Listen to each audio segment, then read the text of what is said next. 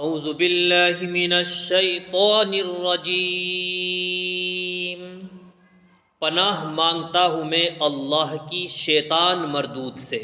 بسم اللہ الرحمن الرحیم، شروع اللہ کا نام لے کر جو بڑا مہربان نہایت رحم والا ہے۔ اولئک الذین اشتروا الضلالة بالهدى فما ربحت تجارتهم وما كانوا مهتدین، یہ وہ لوگ ہیں جنہوں نے ہدایت کے بدلے گمراہی خرید لی ہے، لہٰذا نہ ان کی تجارت میں نفع ہوا اور نہ انہیں صحیح راستہ نصیب ہوا۔ مثلهم كمثل الذي استوقد نارا فلما أضاءت ما حوله ذهب الله بنورهم وتركهم في ظلمات لا يبصرون۔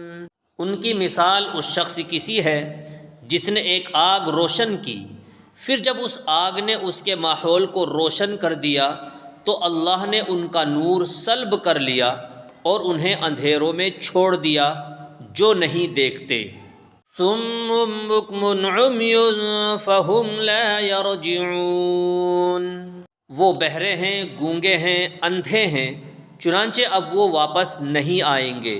او کصیب من السماء فیہ ظلمات ورعد وبرق يجعلون أصابعهم في آذانهم من الصواعق حذر الموت والله محيط بالكافرين۔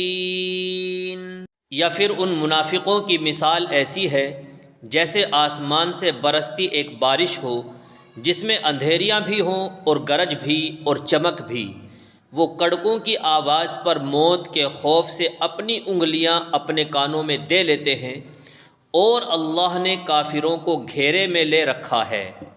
یکاد البرق یخطف ابصارہم کلما اضاء لہم مشوا فیہ وَإِذَا أَظْلَمَ عَلَيْهِمْ قَامُوا وَلَوْ شَاءَ اللَّهُ لَذَهَبَ بِسَمْعِهِمْ وَأَبْصَارِهِمْ إِنَّ اللَّهَ عَلَى كُلِّ شَيْءٍ قَدِيرٌ۔ ایسا لگتا ہے کہ بجلی ان کی آنکھوں کو اچک لے جائے گی، جب بھی ان کے لیے روشنی کر دیتی ہے وہ اس روشنی میں چل پڑتے ہیں، اور جب وہ ان پر اندھیرا کر دیتی ہے تو وہ کھڑے رہ جاتے ہیں، اور اگر اللہ چاہتا تو ان کے سننے اور دیکھنے کی طاقتیں چھین لیتا، بے شک اللہ ہر چیز پر قدرت رکھتا ہے۔